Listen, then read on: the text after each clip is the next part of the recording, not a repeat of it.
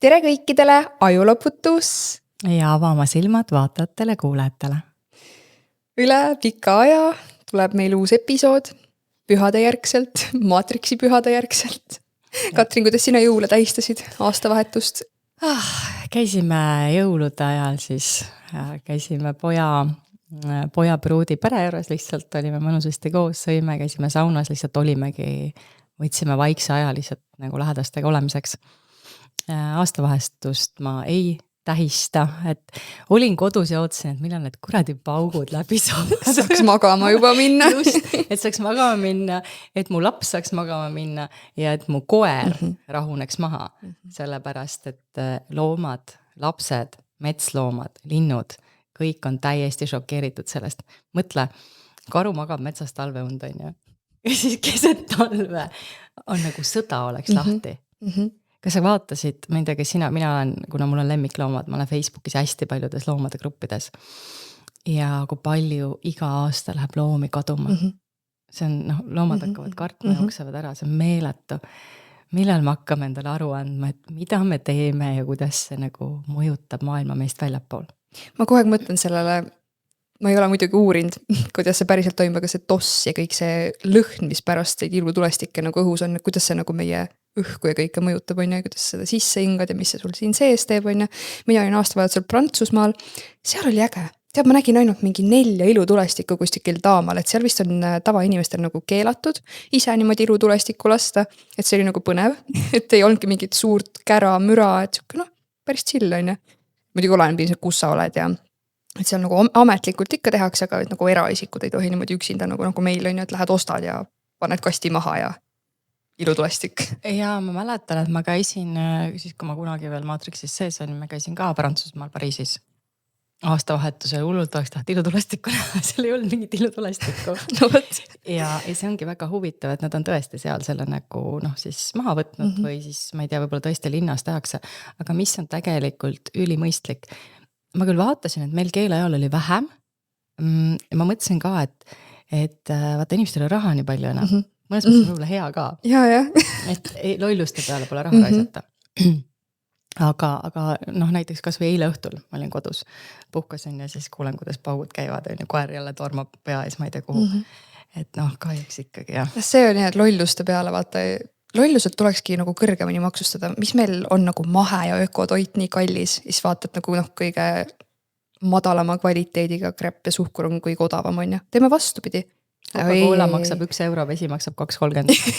Ma olen ammu mõelnud ka, et mina maksustaks, selles mõttes, kui meil oleks normaalne valitsus, kes inimest toetaks, siis saakski asjad normaalselt teha, see on kõik nii lihtne, siin ei ole midagi keerulist. Et mina maksustaks hullult kõrgelt näiteks suhkru. Kõik kommid, šokolaadid, jama, paneme 10 eurot tahvel ja mahetoit, kanad, munad, liha, 1 euro. Et kujutad ette, et Coca-Cola on 1 euro ja vesi on siis... Aga kuule, siis inimene saab ju terveks, siis ta ei ole haige, ta ei tooda ju süsteemile uut raha peale. Sellest me täna hakkamegi rääkima muuses, kuidas me ise kogu aeg Matrixit toidame. Ma vaatasin meie viimane podcast, kus me siis olime cringe'id, ehk et need, kes jõulud ja aastavahetuse ära rikkusid. Varastasid ja rikkusid, jah, et inimesed kuidagi nagu üldse ei suutnud vastu võtta või taha vastu võtta seda, et miks ma ei võinud tähistada või mis te ajate, mis seal siis nii halba on või miks te nii ütlete, mis ma ei võinud üldse enam jõuluvanast rääkida lastele või päkapikke mängida. Ja ma mõtlesin ka, et seda peaks tegelikult võib-olla just nagu rohkem lahti seletama, milles siis asi on. Ja ma arvan, et võib-olla paljud meie vaatajad on vaadanud Matrixi filmi, aga võib-olla osad ei ole ka. Aga ütleme niimoodi, et Matrixi filmis võib-olla ei saa nagu kõike võtta nagu täpselt. Aga mis on nagu see põhipoint seal kokkuvõttes on ju see, et on olemas mingisugune kunstlik või tehislik maailm, mis vajab toidet selleks, et nagu elus püsida. Ja ma ei tea, kas inimesed annavad omale aru, et mis on pühade mõte. Kui me võtame selle sama sõna, selle Christmas, on ju Christ ja mass, seal on 2 sõna, et mass on mass ja kristlus on siis, me oleme sellest palju rääkinud, aga tegelikult on see massirituaal ja massirituaaliga võetakse kätte ja korjatakse tohutu kogus energiat selleks, et mingi aeg jälle toimida. Ja kui sa nüüd vaatad, on me vist rääkisime ka sellest, et aasta lõpus tuleb seal järjest tuleb Halloween, siis USAs on see tänupühad, siis tulevad jõulud, nüüd tuleb kohe Aastavahetus oli vahepeal. aastavahetus, siis tuleb kohe sõbrapäev, Ja no vastlapäevad asjad veel millalgi. need on meie Eesti rahvuspühad, seal ei ole õnneks midagi nagu, need on nagu teistsuguste traditsioonidega.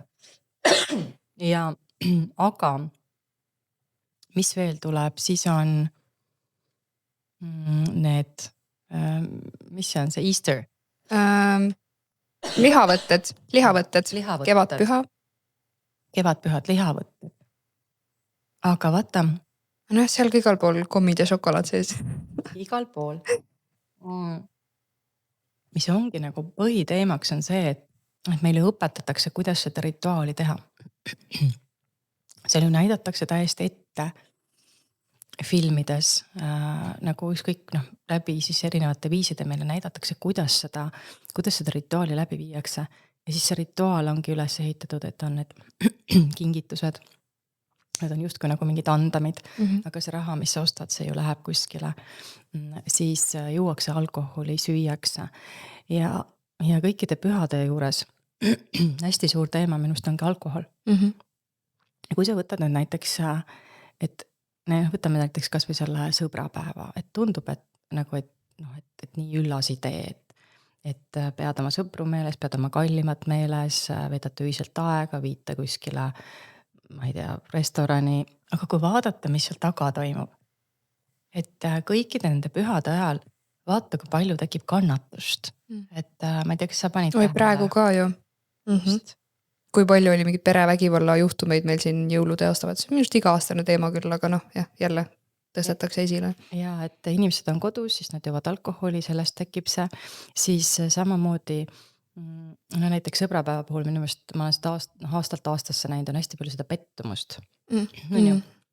Et keegi, ma ei tea, ei teinud mulle, ei soovinud head sõbrapäeva või ma ei tea, mu kallim ei teinud mulle sellist kinki või ma ei tea, sõbrannale kallim tegi abielu ettepaneku kuskil. Et seda ju vaata räägib see David Icke ka hästi palju oma videotes, et see, mille veel Matrix elab, ongi see hinge kannatuse energia ja siis ta nimetab seda, et see Robert Monroe on selle nimetatud Lushiks, tegelikult on selleks olemas meil ka oma väljend, on siis kavah, nagu mis tuleb slaavi keelest, et see hinge kannatuse energia on see kavah, mida siis kogutakse ja mille peal siis tegelikult Matrix elus püsib. Ja väga paljud inimesed ütlevad, et neile see Matrix ei meeldi, neile ei meeldi maailm sellisel viisil, nagu ta on. Aga ise endale aru andmata nad kogu aeg erinevatel viisidel toidavad Matrixit. Ja pühad on suured rituaalid, sest kogu surmakultus, kogu see demiurgi või saatana maailm on ju tegelikult üles ehitatud rituaalide peale. Ka kui see, ma ei tea, see kuningas seal, eks ole, pannakse pulti, on ju, siis tal tehakse rituaal, ta pühitsetakse sisse, igasugused inimeste piinamisrituaalid, energiakogumisrituaalid, et kõik neil käib nagu läbi rituaalide, läbi ohverduse, läbi andide. Et see on nagu see põhiline teema. Ja meie... Räägi lõpuni. Ja meie... meid pannakse siis, nagu ma ütlesin, läbi eeskuju, meie teadvus kaaperdatakse ära, eks ole, näidatakse meile, kuidas mingit asja teha ja meid pannakse automaatselt need rituaale tegema ja see mõte ongi selles, et me ei esita tegelikult küsimust, et miks ma seda teen, kuhu see energia läheb, kellele see vajalik on ja mis see mulle annab. Ja siin oligi täna üks suur teema, mille ma tahtsin sisse tuua, on see, et mida iganes sa teed, ütled, mõtled, tegutsed, keda ma toidan, ennast või Matrixit. Ma juba aastaid, mulle ei meeldi ühtegi tähtpäeva nagu tähistada või täpselt need naistepäevad, meestepäevad, vanavanemate päevad, miks üks päev aastas, Matrixi aastas, peab olema see, kus sa pead kedagi meeles või viid lilli, on ja. Mina näen, et number 1 asi, nagu mida kõik, kellele see Matrixi süsteem ei meeldi, tegema saavad hakata, ongi see, et nad ei tähista enam neid asju. Siis sa ei saa ka pettuda valentinipäeval, kui keegi sulle lilli ei too, on ja. Just, et mõtle kogu aeg selle peale, mida ma siin enne olin öelnud, et tunne on see, läbi mille me elu loome, nagu oma elu, kõik elu. Ja Matrixi mõte on tekitada sinu sees halb tunne, mis loob siis selle negatiivse energia, mida nemad korjavad. Aga kui sa ei lähe sellega enam kaasa, kui sa oled vaatleja, keitad õlgu, ei anna neid reaktsioone enam, siis ta ei saa sinult seda energiat sina saad nagu justkui sealt maatriksist vabaks. Mõtlen kas või sünnipäeva tähistamist praegu. See on ju rituaal. See on rituaal nagu sellega, et sa nõustud, et ma vananen. Ja sa võtad üldse selle, et sa tähistad seda, et sa vananed. Ja sünnipäeva, ja et sa sünnipäeva teema sisse tõid, seal on üks väga oluline musta maagia rituaal, mida kõik teevad. Tead, mis see on? Noh. Sünnipäeva küünla tordi puhumine. See ongi musta maagia rituaal. Ma esitan soovi, sa pead soovi midagi, ja siis ma puhun ära oma eluküünla. Ehk selle soovi, mille ma praegu soovisin, siis ma teen sinna otsa rituaali, et kasutage minu elu energiat selle soovi täitmiseks. Seda ma kuulen praegu esimest korda. Ma olen muidugi, võtame ringi, rituaal laulame, rituaal süütame küünla, ja nõustun sellega, et ma vananen.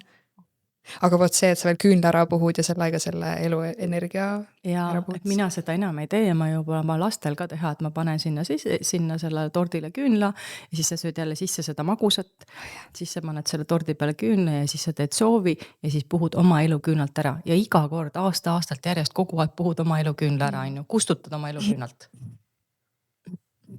Täielik musta maagia rituaal. Kus me siin nüüd pooleli jäime? Kas meil uue aasta ja jõulu teemad said? Jaa, et igal juhul, et inimesed lihtsalt hakkaksid mõtlema selle peale, et maatriks püsib ainult selle peal, et meie seda oma energiaga toetame ja täna mina leian ongi oluline, et me hakkame lahtiste silmadega vaatama otsa sellele, täna räägime veel paljudest aspektidest siin, aga kuidas me teda toidame ja need pühad, need siis kollektiivsed rituaalid on üks viis, mille peal maatriksis püsti seisab tegelikult. Võtame siit mõned eelmise episoodi küsimused ette. Esiteks ongi meil siin, me rääkisime natukest Wicked filmist ja siin ütlebki kommentaar meil, et ka Wicked filmi teises osas, mis praegu kinodes jooksis, räägitakse täpselt lahti, kuidas inimesi valitsetakse, jah? Isegi lendavad ahvid ehk flying monkeys olid seal kohal. Ja mina tegelikult ju eelmine kord, kui me lindistasime, siis ma peale seda läksin seda filmi vaatama, siis ma ütlesin sulle, et mine seda vaatama. Seal on nii head pointid alguses, mis minu meelest olid täiesti briljantsed, kuidas ma tundsin nii ära, et see, mis meie siin vaata teeme. Et seal on selline koht, kus siis see mis need nõiad on, ma ei saa öelda, Galinda ütleb sellele võlurile, tegelikult see võlur on ju seal ilma igasuguste võimeta mingi mees, kes on põhimõtteliselt pannud siis inimesed uskuma, et tal on võimed, et ta valitseb, inimesed usuvad temasse. Ja siis Galinda ütleb seal, et nüüd sa pead minema ja rääkima rahvale tõtt. Ja siis see võlur ütleb, et sa ei saa üldse aru, kuidas asjad toimivad. Et isegi kui ma lähen ja räägin tõtt, inimesed tahavad uskuda seda illusiooni. Ja siin on täpselt sama, et me räägime siin mingid teemasid välja ja sa näed inimeste reaktsioonidest. Ja seda mina ütlesin ka, et iga kord, kui keegi reageerib meie peale negatiivset, on see, et tal tuleb hirm ülesse ja see, millega tema ennast identifitseerib, see tõde, see reaalsus, need uskumused, see ohustab tema seda konstruktsiooni ja sealt tekib ebaturvalisuse tunne ja siis seda hakatakse kohe ründama. Ja sellepärast ründab meid maatriks, sellepärast, et me tahame maatriksi illusiooni kokku kukutada, me oleme selle läbi näinud ja siis tulevad agent Smithid, kes tahavad kohe meid rünnata. Kas need ongi need lendavad ahvid seal või? Põhimõtteliselt küll, jah. Et need, kes kohe peale lendavad, sõdurid, kes tulevad, ütlevad meile, et te olete oht sellele narratiivile, et tegelikult see maatriks on kollektiivne uni, mida meid on siis pandud nägema, treenitakse nägema kollektiivset undmeid, kollektiivset reaalsust, kollektiivset illusiooni ja see käib läbi pideva korduse. Kool, ajalugu, filmid, meedia, kogu aeg treenitakse. Meie meel pannakse nägema kõike asju ühtemoodi. ja siis järsku tuleb keegi keset seda kollektiivset und, ütleb, et oota, et ma näen hoopis teistsugust und ja see on ohuks. Ja siis tuleb öelda sulle, et sa oled vale, sa näed valesti. Üks kõige vingemaid asju, mida ma olen viimasel ajal õppinud, ma olen nüüd hästi sügavalt tahtnud süveneda ajusse, on see, et ma ei tea, kas inimesed teavad, aga me ei näe oma silmadega. Me näeme oma ajuga. Ja see, kuidas keegi näeb reaalsust, mis on üldse reaalsus, on lihtsalt kollektiivne kokkulepe. Kuidas me näeme reaalsust, sõltub sellest, mis on meie ajus olev informatsioon. Aju on projektor, seda ma olen ka oma kodulehel lahti kirjutanud, alateadvus on tegelikult see, kus see film jookseb ja sulle projekteeritakse see reaalsus, mis su ajus on. Et silmad on lihtsalt nagu vahemees. Nii et kui sul on ümberringi kõik halvasti, siis muuda lihtsalt oma mõtteviisi. Ja see on sinu ajus on halvasti. Nii lihtne ongi. Räägime sellest, ja. Mul ükspäev nägin ühte head miimi selle kohta, et kui sa vaatad peeglis ja sa naeratad, sa ju näed, et sa naeratad. Ja kui sa oled kurb või nutad, sa ju näed, et sa kurb nutad. Ehk võtagi seda maailma kui peeglit, et kui sa naeratad, siis kõik muu naeratabki sulle vastu. Aga kui sa oled kurb, masenduses, siis kõik ümberringi ongi halb ja paha, on ju. Inimesed ei saagi aru, et maailm, sa ütled jumala õigesti. See on peegel. Täiesti puhas peegel. Ehk minu rahaasjad, minu suhted, minu tervis on sisemaailma peegel. Ja seda ma eelmistes saadetes on öelnud, et meid viiakse sisemisse põrgusse ja siis me kogeme väliselt põrgut. Sellepärast. Loogiline. Ja, tahad välja saada põrgust, pead sisemiselt ennast sealt välja tooma. Välise mõjutamine, ma juba ütlesin eelnevalt, seda hingelise inimese jaoks ei toimi. Mul hästi see näide sellepärast meeldiski, et kui sa ise lähed, seisad peeglite ja vaatad ja naeratad endale, sa näed, et ta naeratab vastu ja kui sa nutad, sa näed, et ta nutab. Ehk see nagu võib-olla mõne jaoks klikkab ka vaata, et kui ta ei saagi aru sellest, mis mõttes, et maailm on peegel, selles mõttes ongi. Et see... ja kui sa näed seal näiteks seda nutvat peegelpilti, siis sa ei hakka seda peegelpilti muutma. Ja, just. Ja ise ennast muudad, on ju. Ja sa muudad seda, mis siin toimub ja siis see peegel muutub. Aga sa rääkisid, et sa käisid kinos veel ühte huvitavat filmi vaatamas. Ja see on väga huvitav, kuidas... Ma just mõtlesin, et universum teeb meiega praegu koostööd, et kohe peale seda Wickedit oli mul väga hea kogemus, kuna sina sõitsid ära, siis ma ei saanud sulle kahjuks soovitada seda filmi kohe vaatama minna. Aga kinodes jookseb praegu film Nürnberg, mis siis räägib sellest Nürnbergi kohtu case'ist, eks ole, sellest, mis seal siis toimus, et ühesõnaga peale seda siis, kui seda sai läbi, siis kes oli siis natside nii-öelda 10 seal kõige kõrgemat tegelast siis võeti kinni. Esimesena siis Hermann Göring, kes siis ise tegelikult andis endast kätte, andis alla. Ja siis, nagu me oleme rääkinud, siis siin kloonid, ehk siis inglased ja ameeriklased otsustavad siis anda nad kohtu alla, ehk teha siis selle kohtuprotsessi. Seal ka väga huvitavalt üks naine ütleb, et aga mis õigus on meil nagu nende üle kohut mõista. Ja siis nad saavadki aru, et nad seda üksi teha ei saa, neil on vaja siis teised riigid sinna taha saada, aga nad saavad lõpuks kokkuleppe kõikide riikide vahel. Ja siis tehakse Nürnbergi protsess. Aga see, mis sealt protsessist välja tuleb, see film on tehtud, tähendab sellisel viisil, et kutsutakse ameeriklasest psühhiaater andma neile psühhiaatriliste hinnangut nendele 10 mehele. Douglas Kelly. See mees kirjutab pärast siis sellest kõigest raamatu, Hermann Göringist raamatu, ja ta tegelikult ise tapab ennast pärast ära hiljem. See on hästi väga-väga huvitav kogu see teema. Aga mis mulle sealt hästi selgelt nagu välja jooksid, oli see, et tõepoolest, esiteks alustame sellest, et igas sõjas kõik pooled alati võtavad sõjavange. Eks, on ju nii? Ja nüüd meil on spetsiifiliselt, eks ole, tuleb juttu just nendest vangilaagritest ja siis sellest, mida nimetatakse holokaustiks. Aga mina ei tea ühtegi riiki, kes võtab sõjavange, siis teeb neile pai ja paneb nad sanatooriumisse ja siis söödab neid hästi ja seda nagu ka tegelikult seal öeldi, et mida siis nemad tegelikult tegid nagu teistmoodi, kui ükski riik teeb. Ja siis mul tuli kohe, tekkis üks küsimus see, et kuidas üldse Hitler võimule sai, oli ju tegelikult see point, eks ole, et esimene maailmasõda, kui lõppes, siis sõlmiti Versailles rahuleping. Ja selle Versailles rahulepinguga pandi siis Saksamaa jällegi maksma kõige eest. Ja siis ühel hetkel Saksamaa oli omadega täielikus ummikus majanduslikult, väga-väga kehvas kohas, inimesed olid nälgas põhimõtteliselt.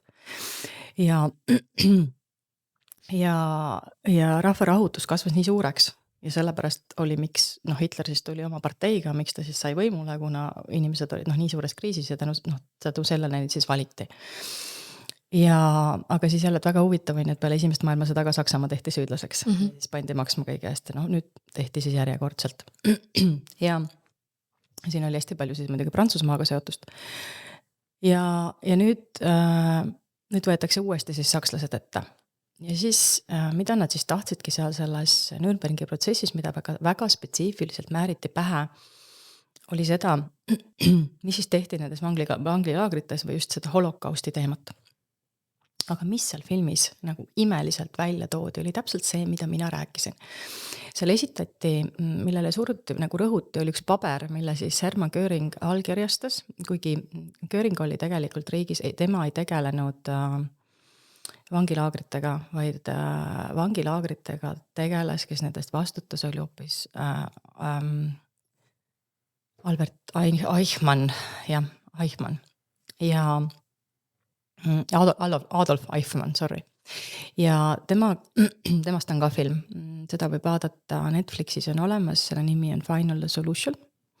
Ja seda, mida siis väidetavalt siis juutidega tehti, et nad viidi sinna laagrisse ja väidetavalt kõik ära põletati, seda kutsutigi, see oli operatsioon Final Solution ehk lõplik lahendus. Ja nüüd üritatigi tõestada, et Hermann Göring teadis sellest, kirjutas selle dokumendile alla ja andis selle käsu seda teha. Ja nii ilusti oli seal ära toodud see dokument toodi ette, paluti Göringul see ette lugeda. Ja Göring ütles, et ma ei tea, kuidas te saksa keelest aru saate, aga ta selgitas, et see ei olnud mitte operatsioon Final Solution, vaid oli vaja ära teha Total Solution, et kogu lahendus. Ja see oli hästi ilusti, see oli seal kirjas, et see totaalne lahendus oli nende juutide immigratsioon ehk maalt välja viimine, mitte nende äratapmine, mitte nende, ma ei tea, hävitamine. Ja ka seal filmist öeldi ilusti, see näitati selliseid nagu üksikuid lõike siis erinevatest laagritest, mõned üksikud tegelikult, mis käivad igalt poolt läbi, nad ühed samad oli siis Buchenwald ja siis oli see teine, ma ei saa öelda praegu selle nime. Ja siis näidatakse, kuidas lükatakse siis kopaga kokku neid laipasid sealt. Aga see sama lugu, mille mina rääkisin, et ameeriklased tulid ise, pommitasid kõik raudteed, mis laagrite vahel olid nagu puruks. Nendele ei saanud viia toitu enam, nendele ei saanud viia ravimeid enam, üldse ei saa midagi teha, neid ei saanud ka kuskile liigutada. Väidetavalt oli 1200 laagrit. Ma ei tea, kas tegelikult oli. Ja probleem tekkiski selles, et kui see tõesti niimoodi läks, siis loomulikult see lõpp oli seal selline, et need inimesed surid seal. Aga mitte seda, et nad siin seal spetsiaalselt piinasid. Loomulikult, eks see laagris tehti igasugust asja, kui räägin veel kord, kes oma sõjavangidele pai teeb, mitte keegi. Aga mis oli veel väga huvitav? Oli see, et tegelikult siis, kui see enne teist maailmasõda Saksamaal see tohutu kriis oli, siis juudid sellel ajal elasid jälle nagu väga hästi, krabasid hästi palju raha kokku, rikkusid kokku ja müüsid seal sakslastele umbes leiba ja saia mingisuguste kuldsõrmuste vastu ja niimoodi, ehk siis võtsid rohkem, kui nad tegelikult andsid. Ja teise maailmasõjal ka siis juudid taheti riigist välja saata, samamoodi konfiskeerida ära nende vara. Ja see oli seal ka kõik selgelt välja toodud. Seda oli näha tegelikult, et juudid võtsid riikide majandusi üle. Ja täna, ma olen juba seda seletanud, Ameerikas nemad juhivad, eks ole, nad on kõikide riikide majandused üle võtnud. Meil on täna siis juutide esindajast president Ameerikas Valges Majas. Nüüd on väga selgelt näha olnud, kaadrid on YouTube'is olemas, kuidas see juutidel on see küünal kaheksa jalaga, mis iganes haruga, kuidas see pandi seal põlema. Seal on nii palju aspekte, nüüd oli see Venezuela teema, eks ju, järgmiseks tuleb Gröönimaa ülevõtmine, et lihtsalt kogu aeg laiendatakse ja kõike võetakse kogu aeg üle. Ja see oli see tegelikult, mille Saksamaa tahtis ennast kaitsta, mida ta tahtis päästa, et kui te lähete natukene vaatate seda filmi avatud silmadega, siis minge vaadake, seal on nagu kõik öeldud. Ja Göring ja tegelikult ka teises filmis siis Adolf Eichmann ütlesid ka, et Adolf Eichmann põgenes ära Argentiinasse ja teda peeti siis, eks ole, selle Total Solutioni arhitektiks nii-öelda. mida ka taga ei olnud. Ja siis ta võeti kinni 60ndatel ja siis teda tahetakse viia siis nii-öelda Iisraelisse, et sinna kohtu ette panna. Ta ütles ka, et te ei taha ju kuulda tegelikult, mis mulle öelda on. Seda ei ole mõtet, et teil on oma visioon ja oma nägemus, mida te usute, mida te tahate kõiki uskuma panna, siis tahate mulle seda peale määrida. Ja siis ta räägib seal ühe agendiga, ühe Iisraeli agendiga, kellega nad saavad nagu suht lähedasteks sõpradeks ja ta ütleb seal välja lause, et ütleb, et ma tegelikult aitasin väga paljusid teie inimesi. Ma viisin väga paljud teie inimesed maalt välja. Ja ütles, et ma pakkusin teid väga paljudele riikidele, mitte keegi ei tahtnud teid võtta. Et ainuke koht, kes oli nõus teid võtma, oli Madagaskar. Ja siis ütleb sealt, ja siis me oleksime seal malaariasse surnud. Aga kõik see, mida meid on pandud uskuma, on järjekordne kollektiivne illusioon, uni, reaalsus, mis on loodud kellegi poolt, räägitud teatud viisidel. Kinos oli pärast veel teine film. Artises oli Joosep Mengelast, siis väetavad sellest arstist, kes seal igasuguseid koledaid asju tegi. Seal filmis öeldi välja, et holokaustiga suri tegelikult 65 000 juuti. Ja me räägime 6 miljonist ja 60, igalt poolt filmidest tulevad need asjad välja. Ja veel ütles seal selles Nürnbergi firmis, et Ameerikal on olemas Hollywood. Sa võid ükskõik milliseid kaadreid lõua teha. Juba sellel ajal, kas te arvate, et see Hollywood on mingisugune tänapäeva leiutis? Juba sel ajal võis teha ükskõik mida, sest tegelikult tulnukrasside tehnoloogiad on kõik ammu olemas. Lihtsalt meile näidatakse, et see on siin kuidagi niimoodi välja arenenud. Nii et mida meile näidatakse ka nendes filmides? Kas see reaalsus, kas see on päris, kas seal oli? Me ei tea mitte ühtegi asja sellest. Nii et soovitan hästi mõelda ja minna tegelikult vaadata, et kuidas need asjad seal olid ja vaadata Nürnbergi filmi, vaadata seda Final Solutioni filmi. Kui juba filmide vaatamiseks läks, siis mina soovitan vaatama minna Bugonia. Mulle hästi meeldis, seal oli nii vahvad sõnumid sees. No võt, need palju ja viimast Avatari muidugi on ülivinge. Seda ma ei ole ise vaatamas veel käinud, aga ma olen näinud tagasidet. Nii mõttetu, nii igav, 3. osa kõige hullem üldse. Kõige parem osa üldse, no, kõikidest. Kõige parem osa üldse, kuidas seal näitab ka lõpuks ära, et ka need, kes elavad hästi rahumeelselt, peavad endast lõpuks välja astuma. Võidu toob see, kui kõik hoiavad kokku jälle, sealt kõik omavahel tulevad kokku, kõik hakkavad teineteist aitama, et ükskõik kui suur see kurjuse jõud seal nagu on. Ja see, et head ei lähe kunagi ikkagi nagu kurjateed, ehk negatiivsete lahendused, et see on väga-väga nagu hästi huvitav, hästi sügav ja ma väga soovitan uut Avatari vaadata tõesti. Ma arvan, ma lugesin kuskilt mingit väga huvitavat sellist vaadet sellele uuele Avatari filmile, et see on justkui see, mis maaga on juhtunud. Ja tegelikult mina tean ka seda näiteks, et inimolevused, keda me nimetame jumalankeks inimesteks, on kunagi olnud palju suuremad. Vaata kõiki kirikute uksi. Et kirikute uksed ei ole mitte sellepärast, ma mäletan, käisin kunagi Jeruusalemmas. Ja siis meile väiditi, et kiriku uksed on tehtud, olid sellepärast nii suured, et vanasti ratsutati sinna hobustega sisse. Ma kahtlen selles loos sügavalt. Me oleme olnud suuremad, meil on olnud teistsugused koljud, pikemad ajud, nagu me oleme igas mõttes olnud täiesti teistsugused, et see on kõik nüüd selle evolutsiooni käigus, nii-öelda selle hingetutega segunemise käigus, kus me oleme sellisse kohta jõudnud. Aga et jah, et see, kuidas loodus ja kõik on ära hävitatud, meil loodus tegelikult enne oli kõik olendid, et väidetavalt siis sellel James Cameronil on tulnud see Avatari film unes nägemustena. Sellepärast ta seda nagu teeb ja tal on ju päris veel 2 osa on tulemas. Nii et jah, et see lugu ei ole ka niisama, see on jälle lugu, mida maailmal tuleb rääkida, mida maailmal tuleb näidata, nii nagu minu raamatki. Igal ühel on meil jupp, David Icke räägib ühte juppi, James Cameron räägib ühte juppi, mina räägin mingit muud juppi, keegi räägib veel. Meil on kõigil mingisugune osa, mida me tulime siia tooma. Sa rääkisid just enne ütles, vaata mingi vaadake avatud silmad või avatud mõistusega ja siis need numbrid, et palju seal neid ikka põletati ja mina mõtlen nagu, et võtta see neutraalne seisukoht, kuna sa ise ei olnud seal koha peal on ju, ühest kohast tuleb 6 miljonit, teisest kohast tuleb 20 000, 65 000, on see number, mis on nagu jääd nagu neutraalseks. Et see neutraalne olemine, mis on järgmine kommentaar ka, et küsimus Katrinile, millist infot need Charlie ja Erika Kirki kohta? et jälle mingi suur skandaal oli, on ju, keegi väidetavalt lasti maha, on ju, nüüd on juba info, et tegelikult ei lastud maha, on ju. Inimesed olid selles nii sees, kõik jagavad ja mingid igasugused teooriad ja asjad, et miks ja kes ja miks seda taheti maha lasta, on ju, ja millele jälle inimesed keskenduvad. Mina, see info nagu tuli, ma jäin täiesti neutraalse, ma nagu kindlasti see ei ole nii, nagu meedia meile seda näitab, aga ma ei tea, mis seal taga on, ega mind ei huvita, aga ma ei taha oma energiat ja maatriksid sellega jälle toita, et ma panen nagu oma energiat sinna, on ju. Et jälle see mass kuskile pühendub, keskendub, mis tagataustal toimub.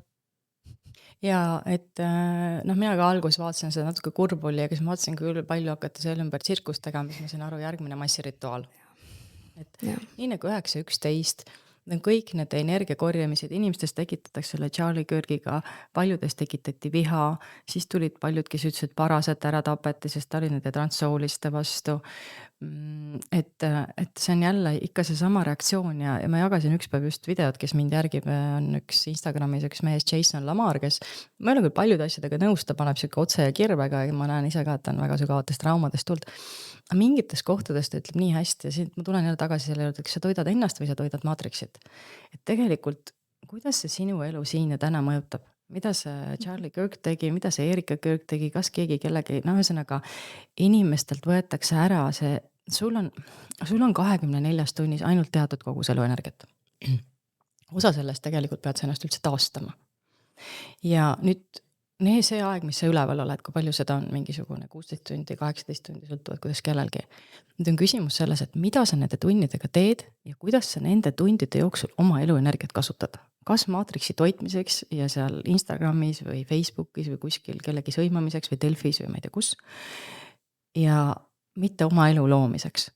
Ja see ongi see, mis maatriks teeb, et ta tõmbab su tähelepanu kogu aeg välja poole, et sina kogu aeg toidaksid teda, et sa jumala pärast ei saaks tegeleda sellega, et sa oleksid terve, et sa oleksid rikas, rahaliselt vaba ja et sul oleksid head suhted. Jason Lamar küsib ka väga hästi, et mida sa oled täna teinud, kas sa jõusaalis käisid? Mida sa oled täna teinud selleks, et olla parem isa, parem ema, parem sõber, parem kaaslane? Mida sa oled täna selleks teinud? Kõik muu on totaalselt ebaoluline. Ma võtan järgmise küsimuse. Kas isegi hapnikku peaksime nüüd ostma hakkama? Äkki läheks hoopis metsa? Mis me seal hapnikust rääkisime? Mina rääkisin sellest hapnikuteraapiast, et ma käin hapnikuteraapias, et see on väga hea nagu selleks, et oma närvisüsteemi rahustada. Ma arvan, et inimesed ei saa päris täpselt nagu aru sellest mõttest. Esiteks on küsimus selles, et kui me tuleme traumast, siis meie hingamine muutub totaalselt pinnapealseks. Me esiteks hinga sügavuti, et me tihti jääme hingama siia üles ainult. Et me ei hinga kõhtus ja alla välja. Me ei võta sisse nii palju kui hapnikku, kui on vaja. Ja lisaks siis see hapnik, mida me hingame, tihti jääb ainult siia nagu kopsude tasandile. Aga me räägime sellest, et hapnik peab jõudma verre, hapnik peab jõudma rakkudesse, hapnik peab jõudma igale poole kehasse. On sellega üks nii hea tsitaat, et miks Budal oli suur paks kõht? Mitte õlle joomisest, vaid hingamisest. Hingas kõhuga. Hingas kõhuga. Et sa pead saama rohkelt hapnikku enda sisse, aga mul on praegu selles pinnapealses hingamises me oleme totaalses hapniku vaeguses, kui rakkudes ei ole ka hapnikku. Ja kui sul on hapniku vaegus, siis ma vist seletasin seda ka, et siis meie vaagusnärv, mis on siis keskne närv närvisüsteemis, võtab infot nii väljapoolt meid, kui võtab seestpoolt meid. Ja ta võtab ka sellest infot, kas rakkudes on piisavalt hapnikku või mitte. Ja kui seal on liiga vähe hapnikku, siis tema saab signaali, et me oleme olukorras, sest kriisis, ehk su närvisüsteem on häires. Kui su närvisüsteem on häires, siis su energia kulub pidevalt ellujäämise peale. See, kuidas su ajuga sellel hetkel reaalsust töötleb, jällegi on hoopis teistmoodi, sa ei näe teatud asju, sest sa oled kriisis kogu aeg. Aga mida ta tegelikult teeb, on see, et sa lähed hapnikku sinna kambrisse ja sulle rõhu all nagu surutakse hapnik sisse, ehk laetakse sind nagu hapnikuga täis. Ja sind vereringe paraneb, põletikke läheb alla, kollageeni sünteesi kiirendamine, eks ju, tursed, põletikud, haavad paranevad paremini. Siin on nii paljud asjad, energiat tuleb juurde, närvisüsteem rahuneb maha. Et see hapniku, täna näiteks biohäkkerid kasutavad seda hästi palju, isegi ostetakse hapnikukambrid koju endale ja telomeerid hakkavad pikenema, sellepärast, et kui sa oled nagu rahuseisundis, siis kehas kõik saab taastuda, kõik saab kasvada, noh, ja ka muidu telomeerid lühenevad, vananemine tekib kiiremini. Et siin on nagu väga palju aspekte, et jaa, metsas tuleb kindlasti käia, värsket õhku tuleb hingata, aga kui sa oled kriisiolukorras, eriti inimesed näiteks, kellel on ärevus, paanika, unehäired ja nii edasi, siis nendele selline näiteks 10 korda hapnikuteraapiat võib olla täiesti elumuutav. Nagu mul oli just üks naine, kes ei saanud, ta oli nii suur ärevus ja paanika, ei saanud kodust välja üldse. Ja siis hakkas magneesiumit jooma. No, ma olen rääkinud siin vedelast magneesiumist. Hakkas seda jooma natukese aega, sai kodust välja. Sai lõpuks arsti juurde minna, mis iganes tal oli vaja teha. Et inimesed on väga erinevates kohtades omadega ja mingitel hetkedel selline asi võib aidata teda nagu väga keerulisest kohast välja. Hapniku ostmise koha peale tagasi tulles, aga meil filmis on ju näidatud, et vaata varsti inimesed tellivadki hapniku koju. Ja nagu Looraks siis. Just, multikas Looraks. Seal samamoodi nagu praegu neid veetünne tuuakse koju, toodi hapniku koju. See on hästi huvitav, on, et Dr. Seuss kirjutas raamatu. See on raamat, eks olnud. Ja tead, millal Dr. Seuss selle kirjutas? No. 50-ndatel. Juba. Suust. Ja 50-ndatel on see Looraks tehtud ja mina oma lapsele olen ka seda multikat hästi palju näidanud. See on tegelikult üks mu lemmikmultikat. Minu meelest Dr. Seussil on väga palju sellise pointiga nagu asja. Ja seal tõepoolest, aga minu meelest see näitabki ära nagu selle, kuidas inimene liigub äärmusesse ära, läheb sinna täielikult sinna tehnoloogiasse. Ja siis ma arvan, et juba praegu ma näen väga paljud inimesed tahavad hakata sealt tagasi tulema, sest see tehnoloogia on nii väsitav. Nii intensiivne, nii ülestimuleeritud, nii kuiv. Kuigi ma olen kogu öelnud, et mina ei ole ühegi asja nagu selles mõttes otsene vastane. Et näiteks AI võimendab seda, mis sina oled. Kui sa oled loll, siis sa jääd veel lollimaks, vabandust, et ma ütlen niimoodi otse. Aga kui sa oled loll ja siis kasutad seda AI-t iga asja jaoks umbes küsida, millal ma vetsu ka pean minema, sa jääd lollimaks. Kui sa oled nutikas, siis sa paned selle enda jaoks nii tööle, et sa teenid miljoneid.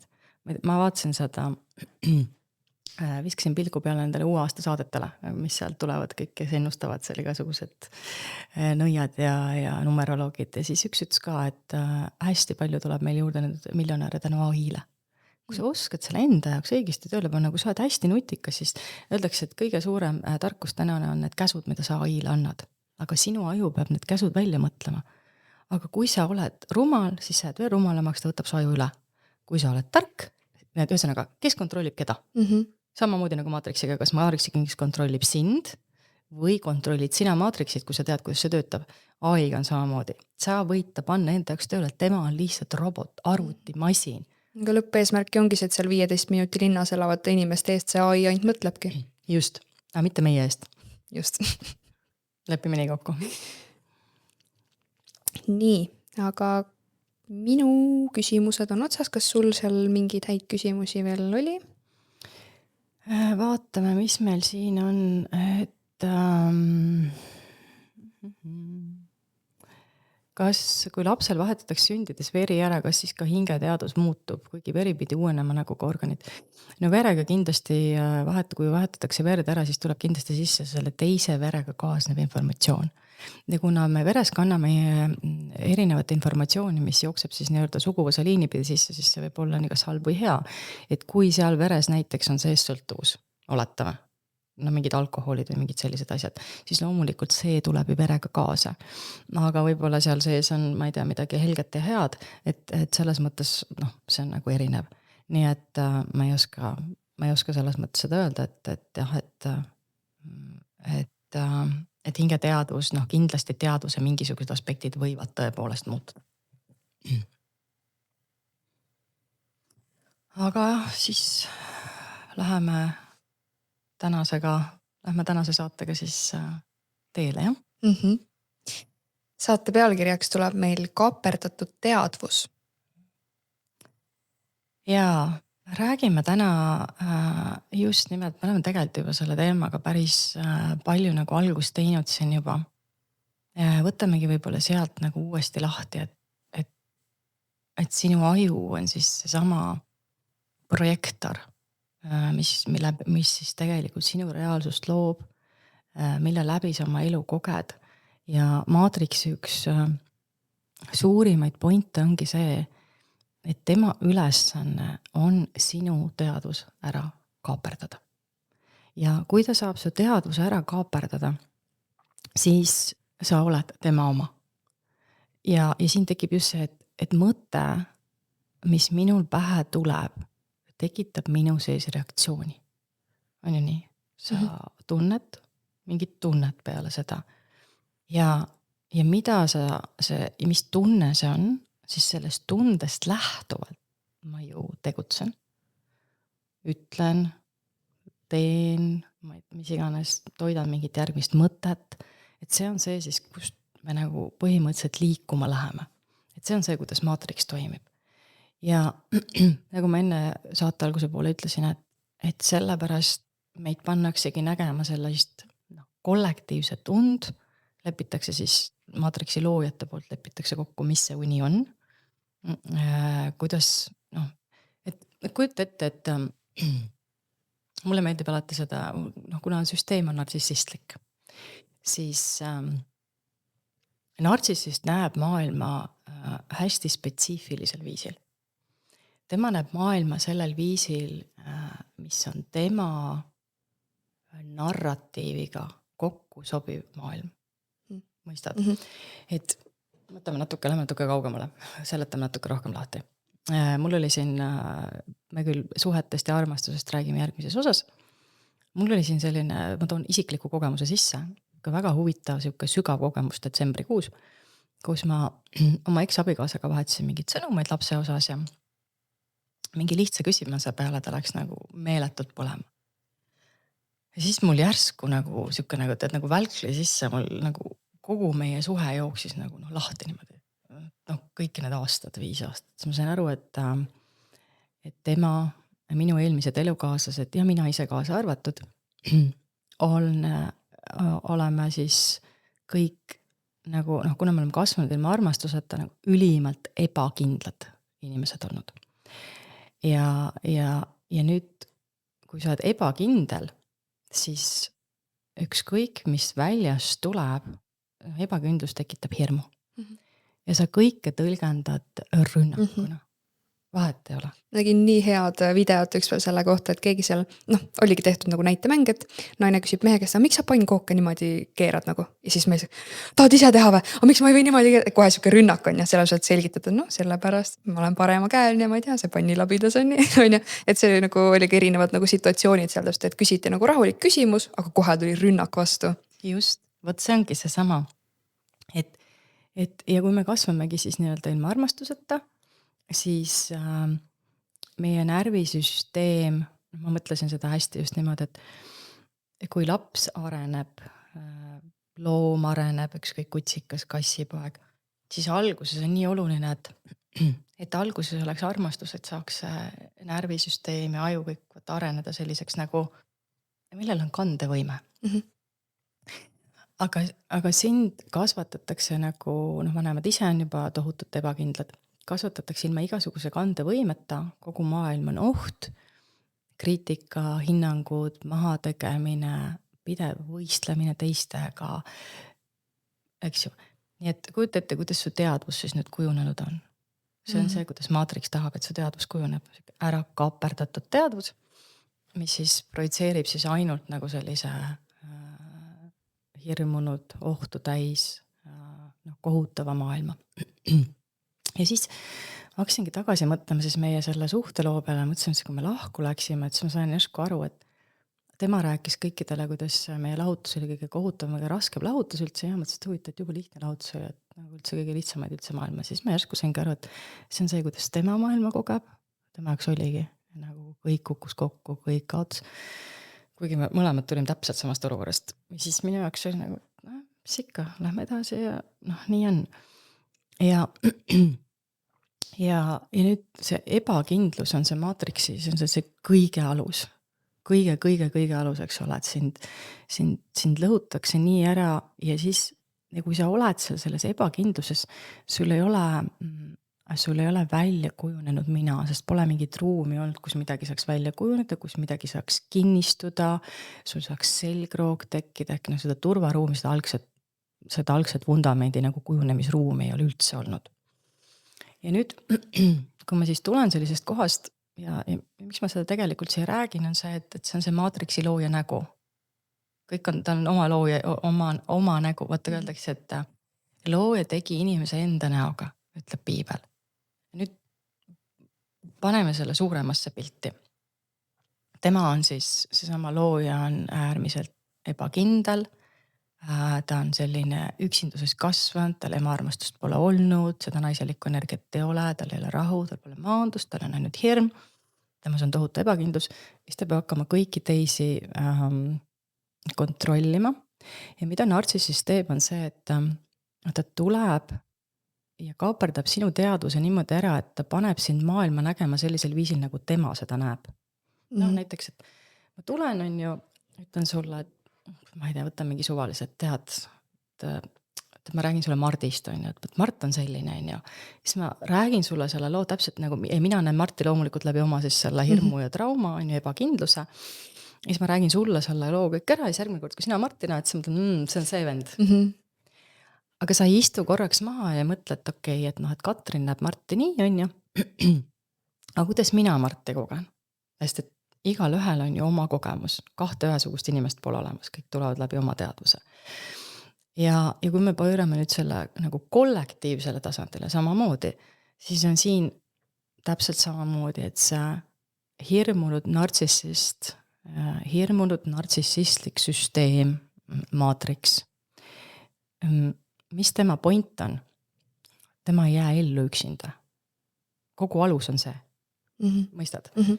Nartsissistil on sama lugu, vaata. Kuna tema ebakindlus siis on hüljatus ja siis sealt tuleb häbi, on see kõige suurem emotsioon, siis süsteemil on täpselt sama lugu, et tal ei ole omal eluenergiat või hingeenergiat, tema ellu ei jää. Kuidas saab tema nüüd manipuleerida, nagu, aga miks sa peaksid talle oma energiat andma, et tema ellu jääks? Ei pea ju. Miks sa peaksid talle seda energiat andma? Aga mis ta peab selleks tegema, et sa seda annaksid? Manipuleerima. Sina pead leiutama sellise viisi, et panema teda nagu tema paneb sind uskuma mingit, saad aru, mingit illusiooni, muinasjuttu, vahetele, nimetame siis seda praegu reaalsuseks. Ta paneb sind uskuma sellist lugu, et ta kaaperdab su teadvuse ära. Ja nüüd, kui tuleb, siis ma mõtlesin, et nagu oma selle eksi koha pealt, et tema nüüd läheb ju järgmise naise juurde ja ta paneb ja ta kaaperdab ära tema teadvuse, ta manipuleerib teda nägema samamoodi reaalsus sellisel viisil, siis ta leiab selle turvakoha, koos selle teise inimesega ta jääb ellu, keegi usub teda, siis ta jääb ellu, muidu ta ei saa ellu jääda. Ja nüüd ta loob minust nendele ühise vaenlase, nad mõlemad siis näevad koos, nüüd ta manipuleerib mind sellel viisil nägema ja see naine tegelikult ei esita küsimust, vähemalt mingi aeg ta ei esita, et huvitav, äkki seal on mingi muu versioon, äkki mina kogen Katrinit teistmoodi. Ja kui mu abikaasa ära läks, siis ta alguses üritas minna kõiki mu sõpru panna uskuma tema versiooni, mu ema, mu sõbrannasid, aga mu sõbrad suurem osa ütlesid kõik ei, sest et nemad kogevad mind läbi oma teadvuse. Ehk siis tal ei õnnestunud teiste teadvust ära kaapredada. Aga süsteem on kõike hõlmav, süsteem on suur, et me räägime siin kosmilisest tasandist, pluss need rassid, kes nad on loonud, see on nii suur, et kui me räägime ühest väiksest nartsissistist kuskil, eks ole, siis ilmselgelt temal ei ole nii suurt mõjuvõimu kaaperdada ära miljardeid teadvuseid. Aga kosmilisel tasandil on loodud siin nüüd meeletud narratiivid, kuidas meid kõiki, peaaegu kõiki, panna nägema siis seda reaalsust sellisel viisil, et see, kes nimetab ennast siis selleks kõige kõrgemaks jumalaks, kõige väeliseks jumalaks, et tema jääks ellu. Ja meie siin täna toidame teda. On nii, tegelikult. Tema on manipuleerinud meid uskuma. No mis on religioon? Võta, kui sa kuulasid David Icke intervjuusid ka, David rääkis teises intervjuus, mis sina mulle saatsid, rääkis piiblist ja rääkis sellest, eks ole, et religioon on igasugune uskumus on religioon, mitte ainult kristlus, islam ja nii edasi. Et igasugune uskumus, religioon, see, et see kinni, see on seesama, vaata eelmine kord rääkisime, et teadus jääb kinni, teadus läheb kastiks, eks ole, see on seesama see kaaperdatud teadus nii-öelda. Ja siin tuleb täpselt samamoodi see, et meid on pandud nüüd uskuma, et esiteks ma arvan, et suurem osa inimestel kindlasti on hästi suur uskumus, et nad ilma süsteemita hakkama ei saa. Muidugi. Jah, kuidas nad ei ellu? Kuidas me jääksime ellu, sest et ja täna on süsteem nii osavalt mänginud, et mille juudid on nagu teinud, mis on nagu hästi keeruline koht täna väga paljude jaoks, millest inimesed aru ei saa. Universumis üks kõige olulisemaid seaduseid, millest ma olen ka rääkinud enne, on energia jäävuse seadus. Eks? Et kui ma annan kui ma tahan midagi saada, siis ma pean teatud kogus energia selleks enne välja andma ja siis see tuleb tagasi. Mitte, et ma võtan kõigepealt selle energia ja siis hakkan seda täitma, seda anumat. Ja võlad on nüüd see, et me oleme võtnud vastu hüve, aga me ei ole suutnud seda anumat veel ära täita. Ja sellega on nad praegu kogu maailma kätte saanud. Kõik, eranditult kõik elavad võlgu. Ja läbi selle nad nüüd meid lüpsavad ja sealt ei ole siis võimalik nagu enam välja tulla. Ja siin inimene ei suuda eristada seda ka, et jah, ühest küljest me justkui nagu oleme võlgu, me oleme justkui nagu mingi hüve vastu võtnud, ilma ise siis enne loomata selleks piisavalt seda ressurssi. Aga see tehing või see leping, millesse on meid tõmmatud, on pettusega tehtud. Selles mõttes see ei pea. Ja kõik ressursid, mis on siin planeedil, kuuluvad täna inimestele, elavale hingelisele inimesele. Et nad on tulnud kaaperdanud ära meie ressursid, neile tegelikult midagi ei kuulu. Ja nemad, vaata jälle, on loonud illusiooni, et meie oleme neile võlgu. Ja see on tegelikult see illusioon, mida nemad ise usuvad.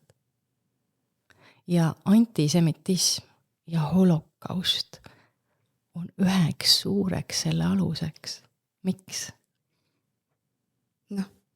Sest et meie tahtsime neile halba teha. Meie tahtsime neid väärita. Kuidas me julgesime? Kuidas me julgesime mitte neid tahta ära tappa, vaid kuidas me julgesime neile öelda, et minge ära meie maadelt. Minge looge oma riik. Minge elage seal, minge tehke oma asju. Et see on, nagu ma ütlesin eelmine kord, et see on seesama nartsissist, kelle sa maha jätad ja siis, kes teeb endast selle kohutava ohvri ja käib ja nutab kõigile, aga ta jätab rääkimata selle, mida tema tegi selleks, et see sündmus sai juhtuda. Et kui nemad hakkasid üle võtma ja kaaperdama kõikide maade majandust, ja see oli põhiteema Poolas, Saksamaal, Hispaanias, kõik kus nad olid, nad läksid sinna, tegid oma kogukonnad hoiad kokku. Ja siis nad on äärmiselt intelligentsed, ma olen seda ka öelnud. Nad on väga-väga targad, nii nagu Harry Potteris. Hermione oli ülitark, aga Hermione kasutas oma teadust heade toetamiseks. Sa võid valida alati. Aga nemad kasutasid selleks, et ainult ennast toetada ja ja tegid teistele liiga, ehk nad ei tunnetanud, tajunud teisi. Ja nüüd ongi see, kuna meie panime, ja kui sa paned nartsissistile piiri, siis on seal kõik. Kuidas me nendest nartsissistidest lahti saame lõpuks? Aga paljud inimesed ju, kes suhtes on, nad tahavad ju lausa nagu päästa seda nartsissisti sealt või kas see on üldse võimalik või peab see nartsissist ise nagu sees kuidagi aru saama või jõudma selleni, kas nad üldse jõuavad kuskil mingi aru saamani, et neis on viga või? Ja ma olen seda ka teemat vaadanud, et seal on nii vaata, eks kui me võtame selle juudi rahvuse ka, et kui nad on selline kosmiline looming, isegi saatana poolt tehtud, aga siis nad on pandud tundma ennast ju siin planeedil ka, et nad on täiesti valed. Neil ei ole kohta. Neid ju põhimõtteliselt tõrjuti välja kogu aeg, ega siis ka see piibli lugu, kuidas nad siis seal kõrbes ringi käivad 40 aastat ja kuidas need Egiptusest ära põgenevad, neil ei ole ju oma maad. Et see, et kui sind pannakse nagu tehakse siukseks algusest peale selliseks täiesti valeks, siis sinu sees, vaata ükskõik mis olend luuakse, vahet ei ole. Üks asi, mis kindlalt igal olendil saab olema, seda on täna AI tõestanud, tal tekib hästi tugev ellujäämisinstinkt. Me rääkisime sellest vist ühes saates, et tehti katse AI-ga, et firmasiseselt saadeti email, mida AI luges, et ta tuleb ära hävitada. Ja siis see, kes selle emaili saatis, ta pani selle inimese lifti kinni ja hakkas teda ära hävitama. Ükskõik millise teaduse sa lood, siis automaatselt on selle süsteemiga kaasas, tema hakkab ennast elus hoidma. Talle tuleb mõelda seda, mida me loome. Ja kui nad nüüd oled, kui siis kosmiliselt on loodud selline rass ja siis nad tehakse nagu täiesti valeks igas mõttes, siis mis nendel kollektiivselt tekib? Neil tekib ka see tohutu ellujäämisvõitlus. Just üks päev nägin põnevat videot selle teemaga seonduvalt, et tüdruk seal siis mõtiskleb ja räägib nagu, et huvitav, et kas me inimestena ikka kuulume siia planeedile? Mul on siuke tunne, et me oleme nagu eksinud planeediga, et vaata kõiki loomi nagu teisi, et kõik elavad hästi, on ju, loodusega kooskõlas, siis on me inimesed, kes mõtlevad, me ei kuulu siia, kuidagi imelik on ju, et võib-olla me lihtsalt nagu eksisime planeediga, äkki meid toodi vahele planeedile, on ju. See oli nagu huvitav, no ta muidugi rääkis seal veel paremini, aga lihtsalt see mõte, et nagu vaadates teisi loomid, kõigil on nagu hästi, saavad hakkama, oma söögid pole mingid haigusi ja siis meie nagu mingi puudustes ja vaevustes.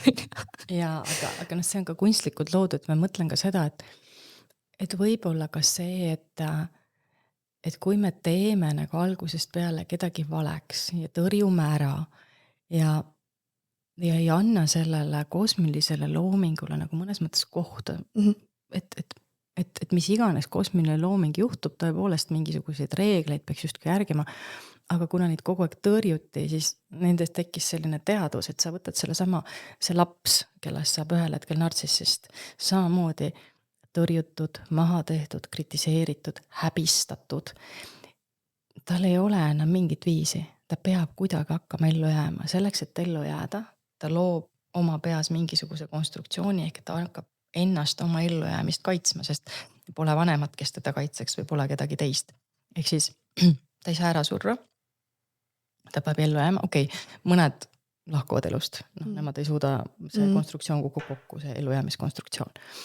Aga suurem osa siiski hakkab ennast hoopis kaitsma. Ja nüüd kogu nende elu saab olema põhinev sellel narratiivil. Nemad peavad uskuma seda narratiivi, mõistad, sest see on nende ellujäämiseks. On ülioluline. Aga selleks, et mina ellu jääksin, see narratiiv, mille ma loon, ma ei saa seda üksinda uskuda, see ei jätta mind ellu. Mul on vaja peeglit. Ma pean sind ja sind ja sind ja sind ka. Mida rohkem ma suudan teisi usku panna sellesse narratiivi, mida mina usun, seda kindlamaks jääb minu ellujäämine. Ja kuna me oleme praegu liikunud siis kosmiliselt sellisesse kohta, kus maatriksi loojate narratiiv hakkab kokku kukkuma, järjest rohkem maailmas inimesi ärkab, me näeme seda täna väga selgelt. Meid jälgib võib-olla küll, ma ei tea tegelikult ju palju meid inimesi jälgib, me nendes numbrites vist ei saa väga kindlad olla, aga ma vaatan ka teisi, ütleme David Icke jälgivad ikkagi seal võib-olla, ma arvan, 1 miljon võib rahulikult David ise rääkis ka sellest, et vaadake, kui palju mul on jälgijaid, aga vaadake, kui vähe mu content sisu siis saab vaatamisi, kuidas mind ikkagi nagu blokeeritakse igalt poolt, et ma võin video postitada, aga see ei jõua inimesteni. David ise rääkis ka sellest, et see on ju loomulik ja normaalne, et kõike seda piiratakse, seda infolevikut. Mina olen täna vaadanud, ma ehitan inglise keeles praegu brändi ülesse kõikidel sotsiaalmeediakanalitel. Mind täiega shadow bännitakse. No nii täiega kui üldse võime. TikTok, ma mõtlesin, kes levib üldse kõige paremini. Eesti oma isegi levib täiesti okeilt. Aga näiteks nii kui ma ütlesin midagi holokaustist või midagi, mind pandi kohe, mul pandi warningud peale kõik hoiatused. Ja Facebookis samas ma levin, seal juba vaikselt kogub nii-öelda. Aga tõepoolest selles mõttes, et nagu ma ütlesin enne kord, et kõik kaitsepolitseid, kõik süsteemid, kõik AI, kõik on täna loodud selleks, et kaitsta seda süsteemi. Ja miks ma peaksin seda süsteemi kaitset nii tugevaks tegema, miks ma peaksin seda kontrolli nii tugevaks tegema, kui ma võiksin inimestel lasta elada edasi selles illusioonis, et nad on vabad. Ja seda oli palju lihtsam. Nüüd tahetakse kõik suruda sellepärast, et praegu on selline aeg, kus inimesed lihtsalt järjest ärkavad. Nii et meeldetuletus kõikidele vaatajatele ja kuulajatele, jagage seda videot oma tuttavatele, sõpradele, perekonnale. Kõigile, kes tahaks kuulata. Aga tuleme tagasi nartsissisti päästmise juurde, et selles mõttes sa ei saa päästa kedagi, kes on nagu hirmunud, nurka aetud loom, ellujäämisrežiimis, sest sa pead mõistma seda, et kogu tema maailm seisab koos ainult sellel narratiivil, sellel uskumisel. Ja kui see kuskilt peaks hakkama pragunema, siis ta peab hakkama läbi käima surma. Mitte see, et ta päriselt ära sureb, aga mõistad nagu siuke ego või selle illusiooni surm, aga see tema jaoks annab tunda, et ta kaotab kontrolli, et ta jää ellu, ta surebki ära. Ja siis pigem siis need nartsissistid ei tervene või? No selles mõttes, et me ei saa seda alati 100%, minul oli ka väga palju, kuna mina olin ka hästi ebakindel, minus oli ka kindlasti väga palju nartsissistlikke jooni, ma ei saa öelda, et ma olen täielik nartsissist olnud, aga kindlasti on neid jooni palju, et ühel hetkel ikkagi see teadvus tekib, et sa pead suutma otsa vaadata sellele, et sa oled eksinud, sa pead, mida nartsissist ei talu, on häbi. See on kõige nagu see põhiemotsioon, mis seal all on. Sa pead suutma häbi taluda, sa pead suutma olema mõistev, andestav endale, enda suhtes, vastutuse võtma. Nemad seda ei suuda. Ehk et olemegi, kui sügav nartsissist sa siis oled. Et kui oled ikka väga sügaval, siis on väga ebatõenäoline, et sa sealt nagu tervened, aga kui need on mingid üksikud jooned, siis... Jah, nartsissistlik joon on põhimõtteliselt kõigil, eks, et see ongi see ellujäämiskoht, ma ütlesin, eks ole. Aga võib-olla jah see, et kui inimene tuleb nagu ülisügavast traumast ja ta on nagu igas mõttes ribadeks tõmmatud, siis vaata, me siin ajakirjanduses näeme ka neid case'e praegu, eks, et inimesel on kõik olemas, tal on raha, tal on ilus naine, tal on lapsed, aga ta elab oma selles sisemises põrgus ja ebakindluses ja ta lõhub kõik ära. Ta võib kõik teised enda ümber kannatusse, ta ise jätkuvalt kannatab edasi, ta kogu aeg veel istub seal selles supi sees. Ja miks nartsissist hakkab kätte maksma, on see, et miks ta kaaperdab ära su teadvuse, on see, et siis ta on sinuga igavesti ühenduses, et siis sa ei saa teda päriselt hüljata. Ja nüüd siin on sama lugu, et kui inimene tahab hakata näiteks sellest maatriksi tasandist välja tulema, inimene soovib hakata enda sees vabanema siis sellest, saama oma teadvust vabaks tooma, siis vaata, kuidas maatriks tõmbab inimesed sisse tagasi. Iga väiksemgi asi, mis nupule sinu sees vajutada saab, kõiki nuppe järjest kasutatakse. Ja loomulikult kõiki neid teisi ümberringi, kes siis on maatriksis täiesti kinni ja sõltuvad, siis kõiki neid ka kasutatakse selleks ära.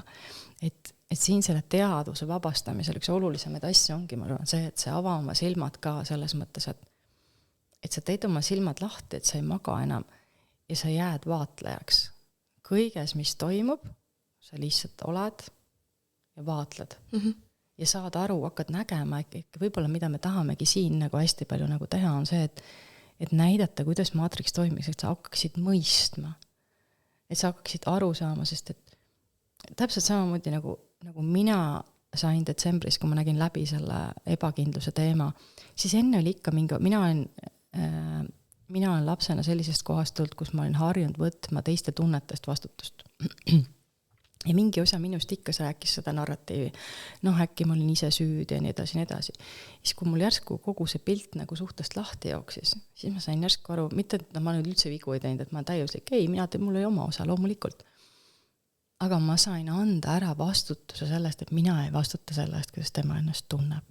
Kui ma just ei ole muidugi täielik sitapea, aga põhimõtteliselt, et kui ma näen oma osad ära, ma tunnistan, ma saan aru, aga see teadmine andis mulle tohutu vabanemise, ma sain sellest dünaamikast täielikult vabaks. Ma nägin ära ka kõik eelmised suhted, 30 aastat suhted, kus ma vaatasin, et appi.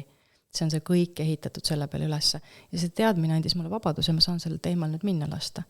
Ja enam ma nendesse teemadesse sisse ei lähe. Täna ma saan vaadata kogu kõike hoopis teise pilguga ja ka uutesse suhetesse minnes on minu vaatepilt täiesti teistsugune. Ehk ebakindluse filter kaaperdas enne ära minu teaduse. Tema teadus on siiamaani kaaperdatud selle filtri poolt, ta ei olegi sellest aru saanud. Aga minu teadus oli ka selle filtri poolt täielikult kaaperdatud. Ja kui ma selle läbi nägin, siis mu teadus sai vabaks. Mingi osa mu teadusest sai vabaks. Nüüd meil on neid filtreid vaata erinevaid, päris mitmeid ja päris palju. Ja nüüd see ongi, miks see on see, et me ei näe reaalsust läbi silmade, eks ju, või miks reaalsus kujuneb ainult, see tuleb ainult läbi aju.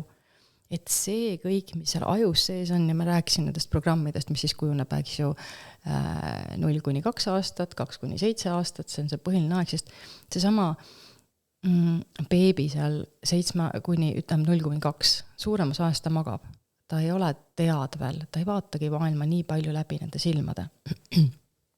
Aga ta kuuleb kõik informatsiooni, kõik salvestub aiu. Ja nüüd, kui ta see silmad sealt lõpuks lahti teeb ja hakkab teadvele tulema, siis see, mis on salvestunud sinna aiu, läbi selle hakkab ta seda reaalsust nagu kogema. Nii et sellepärast ongi, et kollektiivne maatriksi reaalsus, illusioon, ehk meie näeme, meid on pandud täna reaalsust nägema ja kogema nii, nagu seda kogeb maatriksi looja. Ehk tulebki keegi ja mulle meeldib vaadata, Netflixis on üks Ameerika autor, vist Ameerika autor, Harlan Coben. Ja ta kirjutab sellist nagu kriminuille. Ja siis tema nendest on tehtud Netflixi lühiseriaalid, sellised 8-osalised. Ja tuli just üks uus välja, Runaway, kus see on hästi väga huvitavalt see autor oma filmid ja raamatud ehitab üles. Aga siis selles spetsiifilises viimases filmis on ka, seal on üks mees loonud oma sekti, on siis 30 aastat olnud selle sekti juht. Inimesed tulevad sinna ja ta paneb kõik need inimesed nägema seal ju maailma selliselt, nagu tema tahab seda, nagu talle on turvaline, teda kutsutaksegi seal the one, see kõige väeline. Ja ta siis ta võtab naisi sinna, eks just teeb neid rasedaks ja müüb lapsi seal ära. Ühesõnaga, natuke mulle meenutas Brasiilias oli, ma ei tea, kas sina oled kuulnud, selline nimetati imemeheks John of God, nagu tervendaja, kes tegi siis nagu inimesed, ühesõnaga 1000 inimesed käisid päevas tema eest läbi ja tervenesid seal väidetavalt. Ja siis ta tegi ka spirituaalseid operatsioone, nagu ilma kätetavate, mingid asju lõikas, ilma nagu energiaga. Aga siis ühel hetkel tuli välja, et ta samamoodi hoitis siis naisi kinni, rasestas neid ja siis neid lapsi müüdi sealt. Aga see ongi see, et keegi tuleb, ta kuulutab ennast jumalaks ja siis hakkab oma seda jumala sõna levitama, nagu meil läbi piibli tulid, siis ta sai oma need prohvetid, ehk siis põhimõtteliselt ta võttis selle ühe mehe, see hakkas rääkima ja rääkima. Ja siis, kui on hästi palju selliseid nagu mõjutatavaid inimesi, kui inimene ei küsi ja ei kahtle ja ei, saad aru. Ühesõnaga, kui inimesel ei ole nagu kuidagi selle meheliku teaduseda ratsionaalset osa. Ja üks asi, mis on hingelise inimese puhul, nõrkuseks, mida mina olen näinud, hingeline inimene hästi usaldav. Et seda usalda ja kontrollit ei ole, mõistad? Et kui keegi tuleb ja räägib mulle mingi loo, kui näiteks mina olen ka eluaeg olnud hästi usaldav, sest ma ei ole kunagi uskunud, et inimene tulla lihtsalt niimoodi näkku valatada ja mõelda veel välja lugusid. Sest ma ise seda ei tee sellisel viisil, siis see on minu jaoks arusaamatu. Ja ma saan täna ka aru, et nemad tegelikult ei valeta, vaid see on see narratiiv, mida nad on, Nad ise nagu usuvadki seda. Just, see ei ole vale, vaid see on see nende ellujäämiseks vaata mõeldud lugu ja nad ise usuvadki seda, selle ei olegi, ja sellepärast nad räägivad seda nii nagu nii, et sa tõetrult nagu, et jah, sa jäädki uskuma, sest et just kõlabki tõena. Jah, ehk siis, et miks need maailmas saavadki tekkida need sektid, need igasugused usulised liikumised, samamoodi, ütleme kristluse või islam ja mis iganes. Ja siis need inimesed tulevad, ma vaatan täna neid, kui ma seal oma neid videosid ja asju postitan, et kui kristlased seal all postitavad, nad on nagu kõik ühe mütsiga löödud. Räägivad samamoodi, väljendid on samasugused, see, mida nad ütlevad, ma palvetan sinu eest, issand päästab meid ära, vaata kõik seal, mis seal kirikus, kaaperdatud teadvus, religiooni poolt kaaperdatud teadvus, Matrixi poolt kaperdatud teadvus, Matrixi looja poolt kaperdatud teadvus.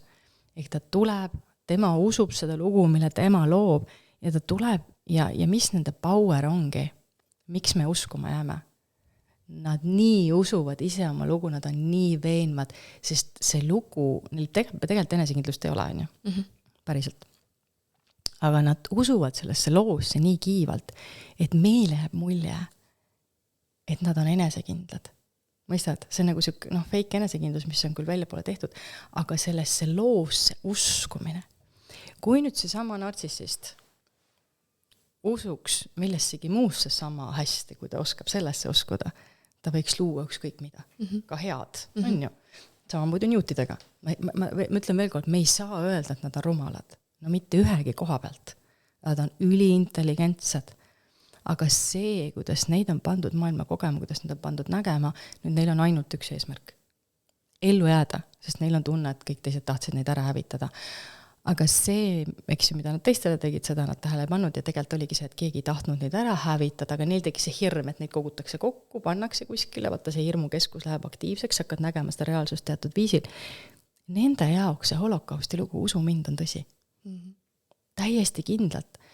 Ja sellepärast ka, kui keegi läheb, räägib praegu minu selle nartsissistist eksiga, tema jaoks on see lugu, mis meie vahel justki juhtus, et mis iganes ta siis seal räägib, see on tema jaoks täiesti tõsi.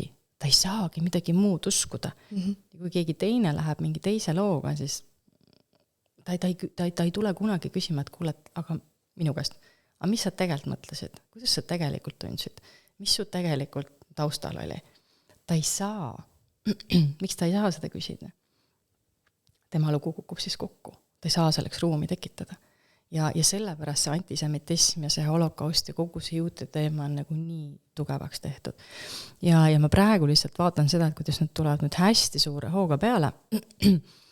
Erinevatest kohtadest on olnud sellist ennustust, et tuleb 7 aastaks või 8 aastaks tuleb juhtima antikristus. Antikrist, mina tahaks öelda, et antikristus on antielu, nagu mõistad hingelise elu vastane, sest tegelikult Jeshua, ehk siis Kristus teadvuse tegelikult maa peale tooja, kes siis õpetas gnoosist ja kes rääkis, et piibli jumal on siis demiurg, siis tema oli siis nagu selle elu poolt või tõi ta hingelist maailma ja siis piibli Jeesus ongi tegelikult antikristus. Sest tema õpetab seda süüd ja pattude lunastamist ja suri sellest, tema toob surmakultust, kuna see laip on seal risti peal igal pool, nemad toovad surmakultust. Ja nüüd seal Valges Majas on siis antikristus, see esindaja. Ja ma ei tea, kas kuskil oli selline video üleval, seda ei ole vist väga palju avalikkusele näidatud, aga Trump oli öelnud, et ta on nüüd 8 aastat järjest puldis, kuigi ma ei tea täpselt kuidas, sest ta on ühe korra olnud vaata juba. Kokku saaks olla 2 seda termi. Ja et ta on 2 korda järjest puldis, 8 aastat kokku, ja 8. aasta lõpuks on maailmas 8 miljardit biorobot. Ehk kõikide teadused ühendatakse AI-ga ära. Ta on selle nagu välja öeldud, et see on nende plaan 8 aastat. Millal ta pulti tuli? Palju sellest on nüüd? Paar aastat või aasta? Ma tean või? Aasta äkki või? Ma üldse ei anna sinna oma energiat ja mul pole õrna aimugi. No mina mingid teatud asju natuke jälgin, loomulikult liiga palju tohi järgida, põhiliselt tulebki tegeleda oma eluga. Aga see on nagu, et vaata see info, mida, ütleme siis niimoodi, et väga huvitav on jälgida seda infot sellest, mida nad tahavad teha. Iseasi, kas see läheb nii, see sõltub. Aga nüüd see inimeste kaaperdatud teadvus on nii, ta on nii ära kaaperdatud, et inimene ei julge enam ei ID-kaad öelda. Ja see ongi see, et tegelikult kas meie saame, kas me anname endale aru sellest, et nartsissisti narratiiv kukub siis kokku, kui meie seda enam ei usu, sellega kaasa ei lähe ja seda ei toida. Aga mingil põhjusel on alati keegi, kes sellega kaasa läheb. kuskil keegi on ja noh, täna on nad loonud neid biorobotid siia lõputult, kes siis selle narratiiviga kaasa lähevad, kes aitavad seda üleval hoida. Ja see masskloonid on ka ühest küljest just selleks ju loodud, et nemad ju selles mõttes ei saa ärgata, ei saa mõelda, neil ei ole vaba tahet, nad ei saa ise midagi teha. Et praegu me olemegi nagu sellises väga huvitavas kohas, et mis siis saab, millisele teekonnale inimkond tegelikult läheb. Äkki käime siia lõppu veel läbi need esimesed sammud, mida inimene nagu nüüd teha saab, et hakata sealt kaperdatud teaduse seisundist nagu vaikselt välja tulema? Jaa, ma arvan, et kõigepealt proovi endale hakata ikkagi aru andma, kui sa meid kuulad, isegi kui see tekitab tohutuid varstureaktsioone, et kui keegi räägib, et midagi oli nii või midagi nii juhtus, isegi kui sina räägid mulle mingi loo, et sa kogesid mingit asja ja see oli nii, siis mina ei saa seda teada, kas see oli nii või mida see on ainult sinu lugu. Ma ei saa enne midagi öelda, kui ma ise olen ka seda kogenud. Ja võib-olla kui sinuga oli koos veel 50 inimest, kes kõik ühtemoodi rääkisid ja kogesid, et võib-olla me saame öelda, et see nii on olnud. Aga kõik see, mis on olnud ajalugu või mis iganes, eks ole, või mis nagu praegu üldises väljas toimub. Kui paljud me sellest ise kogeme? Mitte midagi. Ma ei ole holokausti kogenud, ma ei ole teist maailmasõda kogenud, ma ei tea, mitte midagi ma ei ole ise kogenud, selles mõttes ma ei oska seda öelda. Et hakata endale aru andma võib-olla seda kohta, et see, mida mind on täna uskuma pandud, ja nüüd ma esitaks esimese küsimus on see, et kas ja kuidas see mind teenib üldse? Või veel parem küsimus, keda see teenib? Keda see spetsiifiline uskumus? Keda teenib see, et me usume holokausti? Juute. Ilmselgelt ju teenib. Nii. Ja nüüd me võime võtta väga palju muid asju, eks. Keda mingi spetsiifiline asi, mida meid pannakse uskuma, keda see teenib? Kui me vaatame meditsiinisüsteemi, kui me vaatame rahandussüsteemi, ükskõik meid pannakse mingit konkreetset asja uskuma. Täna on ka niimoodi, et mitte ei ole ainult kõik usupõhine, vaid osad asjad juba, näiteks inimene ütleme ei usu mingisse asja, aga talle surutakse see jõuga ka peale. On ju? Mõned asjad on nagu läbi jõu, et näiteks ma ei tea, et automaks on põhiseadusvastane, aga kedagi kotti öeldakse, et maksa ära ja ongi kõik, et sa ei pea sellesse uskuma, aga sind surutakse sellesse, sest täna me oleme sellises väga hapras positsioonis, kus meid saab nagu juba suruda. Et esimene asi on see, et küsi enda käest, et kõik narratiivid, millesse ma usun, kas need teenivad, keda need teenivad, miks. Siis teine asi on see, et mis sinu elu puhul on nagu kõige olulisem on see, mida ma ise enda kohta usun. Jah. Mulle väga meeldis, kuidas ma jälgin ühte naist, ma ütlen, hakkan nüüd sellesse neuroteadusesse sukelduma ja siis üks neuroteadlane, üks noor naine väga huvitavalt räägib, ütles ka, et ta on andnud näiteks AI-le käsu, et ole minu neuroteaduse professionaal ja manifestatsiooni juhendaja. Ja otsi mul üles näiteks nüüd kõik minu piiravad uskuvused, mingi teema näiteks raha kohta, näiteks suhete kohta, näiteks selle kohta. Ja siis lased AI-l sind peedistada nii kaua, kui ta tõmbab su teadusest kõik need esile, et siis sa näed, vaata, sul tekib nagu see visuaal, et see on minu uskumuste see kompott sealt. Et ma toon ühe hästi lihtsa näite, kuidas see sama, et kuidas minu reaalsus saab muutuda, kui ma lihtsalt näen mingit teist pilti. Et ma üle-eelmine aasta hakkasin tegelema sellise asjaga nagu neurograafika. See on selline hästi huvitav venelaste poolt välja töötatud teraapia meetod, joonistamine. Aga me tegeleme seal konkreetselt nagu neuroliinide, aju ja kõige sellega, et see mõjutab aju. Joonistame seal neuroliini asju, saad muuta oma aju struktuuri, oma neuronite ühendusi, kõiki uusi teid sisse rääda. Tegin ühe pildi valmis. Mingi väga spetsiifilis teemas on erinevad teemad. See oli just rahaga seotud sel hetkel. Ma tegin selle pildi valmis ja ma käis peas plõks. Ma sain järsku ühest teemast aru, miks ma mingit asja olen nagu mitukümmend aastat ühtemoodi teinud. Kohe peale pildi joonistamist. Peale selle pildi joonistamist tuli mulle kõne ühelt marketingifilmalt, mida ma olin kogu aeg edasi lükanud, ma ei tahtnud nendega üldse rääkida. Siis ma mõtlesin, see ei tasuta. Lihtsalt, et konsultatsioon, ma tea küll, ma kuulan ära, mis ikka juhtub. Ma kuulasin ära see 30 minutit või 60 minutit.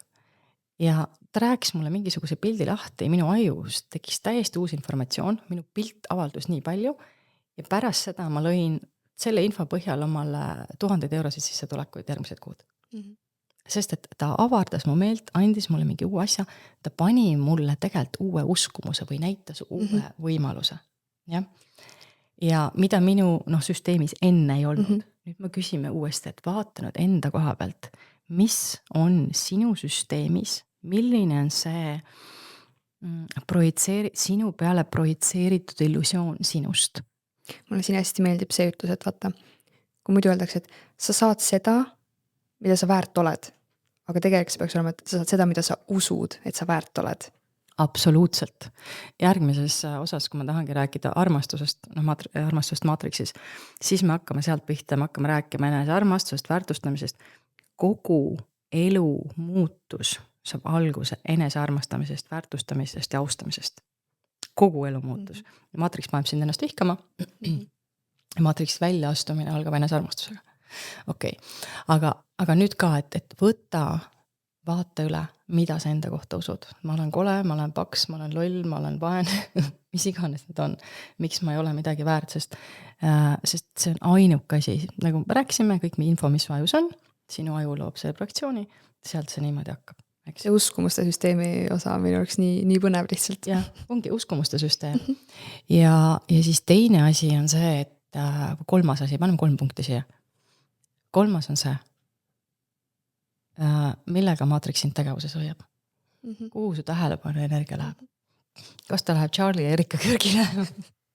Kas ta läheb Facebookis kellegiga vaidlemisele? Millele ta läheb? Et kui sa tahad sotsiaalmeediat kasutada, kasuta seda välja poole. Postita sinna, ehitama personaalbränd üles. Täna, nagu ma ütlesin... Ära ole sisu tarbija, vaid sisu looja. Absoluutselt ära tarbi, vaid kasuta välja poole seda, et...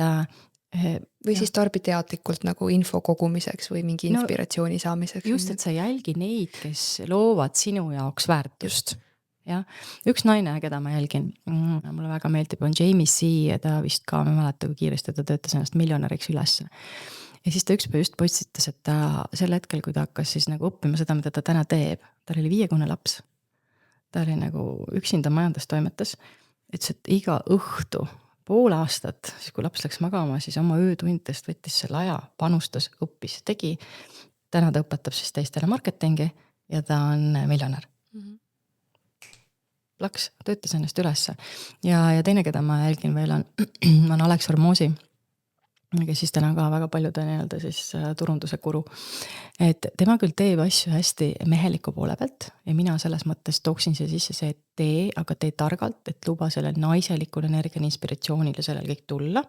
Aga ära siis, et aga see näide, mis mulle meeldis, mis ta näiteks tegi, ütles ka see, et sa jõuad juba teistest inimestest kaugemale siis, kui sa lihtsalt võtad ja proovid niimoodi minna nagu ennast ületada. Ütles, et võta näiteks 1 kuu ja tee iga päev 12 tundi tööd.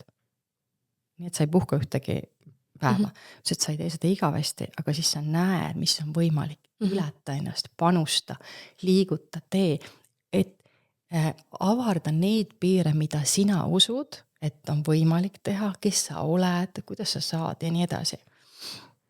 Ja siis teine asi, mis mulle väga meeldis, et see üks ka see neuroteadlane, kelle jälgimist ütles ka, et sina lood oma reaalsus, et tema on näiteks oma sotsiaalmeediat üles ehitanud täiesti teistmoodi, kui seda räägitakse. Öeldakse, et postita iga päev, ütles, et ta pole elus iga päev postitan, tal on 2 miljonit jälgijat. Ja ma sain seda aru, et kuna ta annab väga head infot, siis ei ole mitte mingit vahet, saad aru, mida sa postita, kui sul on hea info, siis inimesed paratamatult ühel hetkel see külgeõmbetõud tekib ja sa võid, ma ei tea, ükskõik kuidas sa neid videosid teed, ükskõik kui palju sa postitad, see tuleb sinuni nagu nii, et usalda nagu seda kohta. Ja 3. asi on see, et 4. asi, paneme siin 4. ka, et sa tahad täna oma elu muuta, sa tahad sellest maatriksi oravaratest välja saada, siis mõtle sellele, et näiteks ma ei tea, ütleme, ma tahan rahalist vabadust tekitada. Milline peab olema see versioon sinust, kes suudab selle rahalise vabaduse tekitada? Ja siis võtta sealt sammud tagasi. näiteks lähen õigel ajal magama, ärkan hommikul varem, võtan iga päev näiteks 4 tundi, õpin mingit uut asja, mis iganes see on, aga keri tagasi, sest ilmselgelt see versioon sinust, kes siin täna eksisteerib, neid asju ei ole suutnud teha. Et sa pead oma teaduse vabastama sellest loost ja sa pead tekitama võimaluse, et sellele et sa pead looma siia uue potentsiaali. Mulle meeldib selline teooria, et vaata Hollywoodis näitlejad, neil on mingi roll antud ja see näitleja läheb sinna nii rolli sisse, et ta ongi see tegelane. Ja. Ja nüüd, kui sul on peas mingisugune illusioon, visioon, et ma tahaks ka selline inimene olla, aga lihtsalt mängi, teeskle näitle, et oled see inimene ja sa oledki. Kehasta seda. Täpselt, et see nii lihtne ongi, on ju. Et kui sa tahad keegi olla, siis lihtsalt ole. Hakka olema. Hakka olema, täpselt. Hakka olema ja see läheb samm-sammult. See Emily ütles selle kohta väga hästi, et kui ma olen elus mingi situatsioon, siis ma mõtlen, mingi probleem vajab lahendamist. Siis ta ütleb, siis ma mõtlen niimoodi, et kuidas minu kõige parem versioon praegu käituks. See ongi see. Ja siis ma käitun selle kohas, et ma hakkangi kehastama seda. Jälle see teadlikkuse juurde toomine sinna, et sa vaatad, analüüsid, avatud silmadega, ei ole kaaperdatud teadvusega, ei tegutse silmaklappidega. Jah, ongi, aga et sa lood selle, et sa näed, et esiteks muutus on võimalik, kõigil on võimalik, sa võtad vastutuse selle eest ja sa teed ise midagi selleks, et hakata sealt välja tulema, et näiteks ala, ma ei tea, tahan midagi teha, mul pole üldse inspiratsiooni, mine mediteeri tund aega. Küll tuleb. Jah, võta aeg maha ja siis tuleb ka see inspiratsioon, et mida ma siis selleks, kui mul praegu seda inspiratsiooni ei ole, mida mul selleks vaja teha, et ma selle inspiratsiooni saaksin. Ja niimoodi teedki. Nii et selles mõttes, et need oleks võib-olla nagu sellised olulised asjad, et tee oma silmad lahti, vaata nagu, keda see narratiiv teenib, mis narratiiv sind teeniks, loo omale oma narratiiv, mis sind teeniks, mitte maatriksit. Ja hakka jälgima emotsioone, mida sa mingitel hetkedel kogeda tunned. See on kõige olulisem.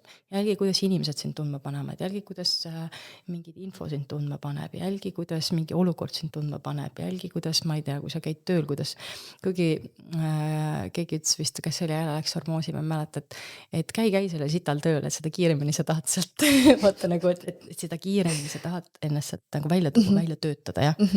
Et see annab sulle selle tunde, et seal on nii paha olla, et siis sa hakkad ennast sealt kiirelt välja tooma. Et sellised asjad on nagu hästi olulised, aga et see tunne, et mis tunne see on. Jah, nii et pange omale need 3 punkti kirja. 4. Ja 4 lausa. Ja tulge sellest maatriksi kaaperdatud teaduse seisundist vaikselt välja.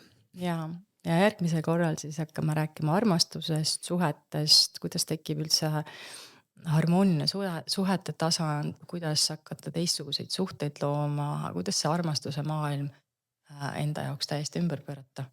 Et see on nagu väga-väga oluline teema, et meil olingi siin täna, ma olin lausa biopolaarne siin mitu nädalat, et kumma teema me võtame, aga täna hommikul öösel selgelt näidati, et see teema on praegu olulisem. Nii et ärge unustage panna subscribe nuppu, jälgimisnuppu, et sa järgmist episoodi maha ei magaks. Peatse kohtumiseni. Tšau!